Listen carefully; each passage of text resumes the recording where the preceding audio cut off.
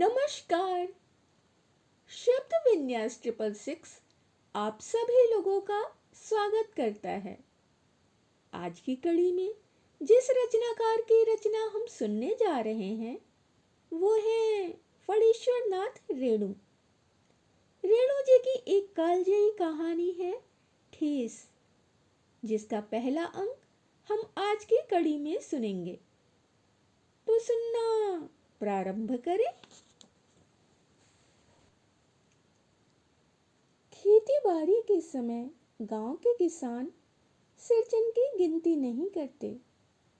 लोग उसको बेकार ही नहीं बेगार समझते हैं। इसीलिए खेत खलिहान की मजदूरी के लिए कोई नहीं बुलाने जाता है सिरचन को।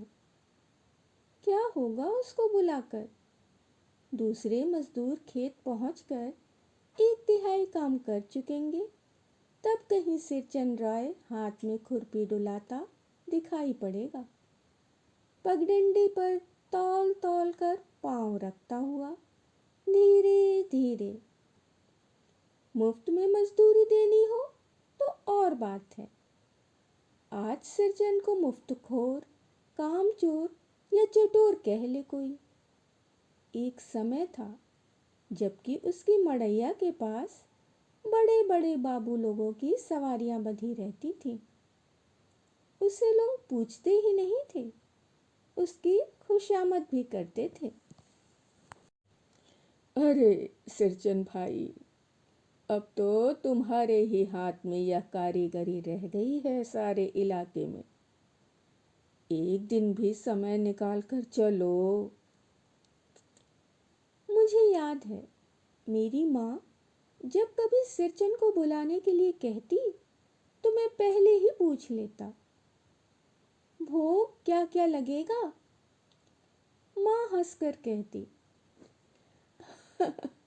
जा जा बेचारा, मेरे काम में पूजा भोग की बात नहीं उठाता कभी।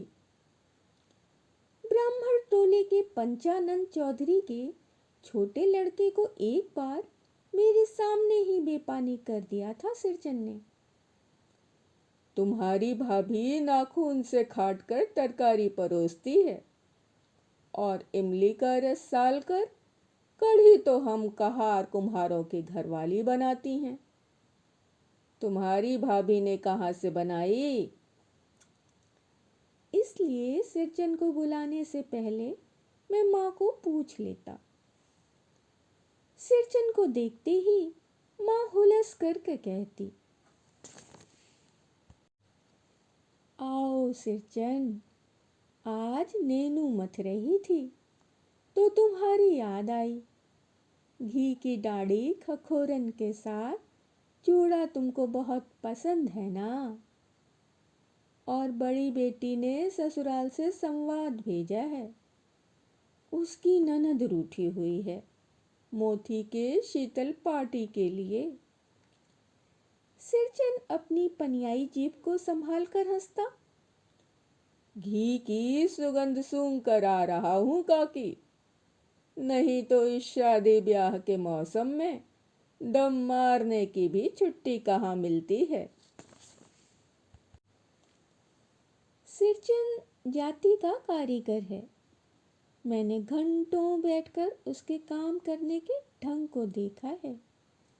एक एक मोती और पटेल को हाथ में लेकर बड़े जतन से उसकी कुच्ची बनाता, फिर कुच्चियों को रंगने से लेकर सुतली सुलझाने में पूरा दिन समाप्त।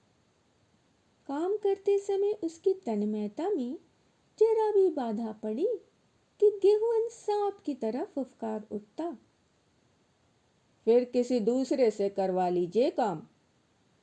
सिरचन मुहजोर है, कामचोर नहीं। बिना मजदूरी के पेट भर भात पर काम करने वाला कारीगर। दूध में कोई मिठाई ना मिले तो कोई बात नहीं, किंतु बात में जरा भी झाल वह नहीं बर्दाश्त कर सकता।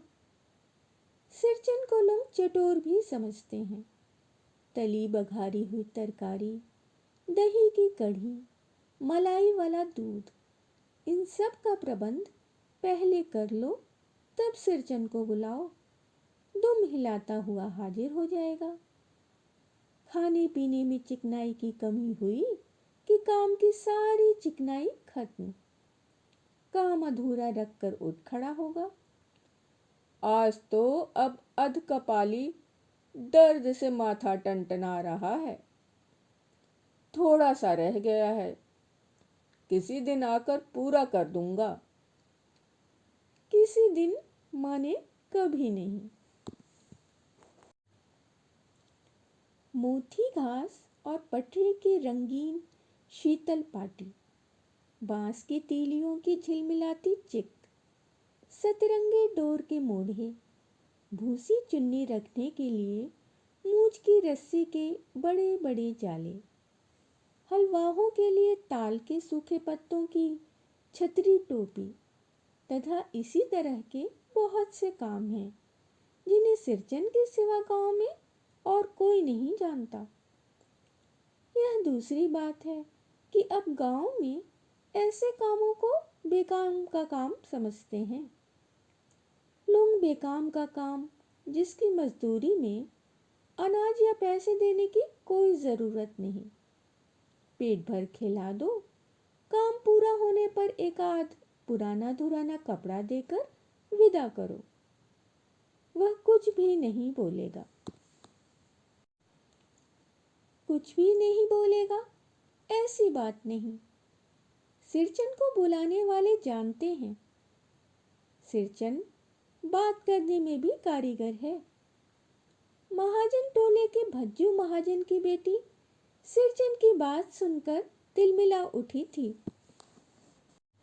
ठहरो, मैं माँ से जाके कहती हूँ। इतनी बड़ी बात? बड़ी बात ही है बिटिया, बड़े लोगों की बस बात ही बड़ी होती है।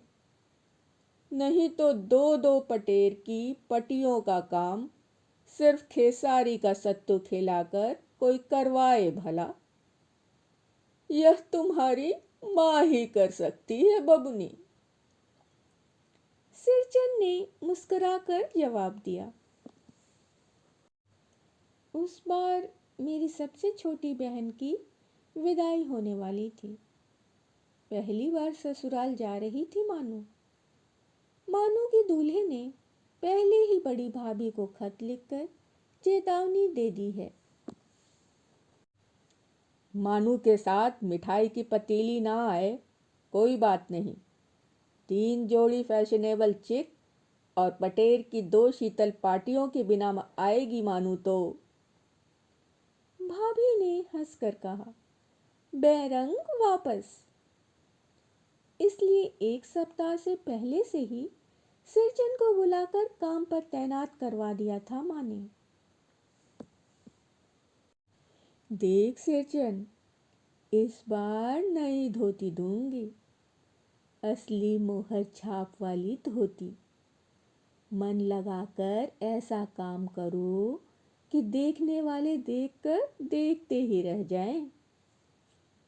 पान जैसी पतली छुरी से बांस की तीलियों और कमानियों को चिकनाता हुआ सिरचन अपने काम में लग गया।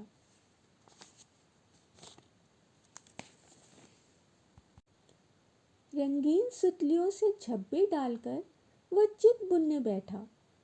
1.5 हाथ की बिनाई देखकर ही लोग समझ गए कि इस बार एकदम नए फैशन की चीज बन रही है, जो पहले कभी नहीं बनी। मंझली भाभी से नहीं रहा गया, पर्दे की आड़ से बोली, पहले ऐसा जानती कि मोहर छाप वाली धोती देने से ही अच्छी चीज बनती है तो भैया को खबर भेज देती। काम में व्यस्त सिरचन के कानों में बात पड़ गई।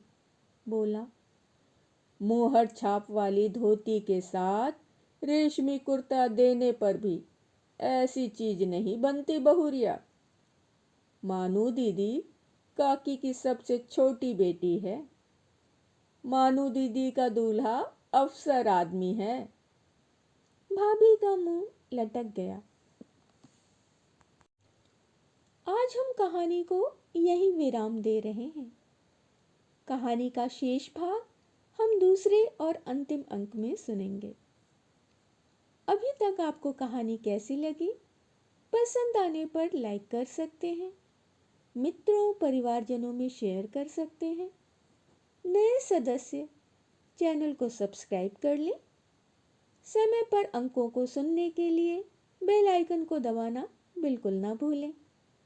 अपने सुझाव और विचार हमें देने के लिए कमेंट्स के जरिए आप हमारे तक आ सकते हैं। अभी के लिए विदा। धन्यवाद।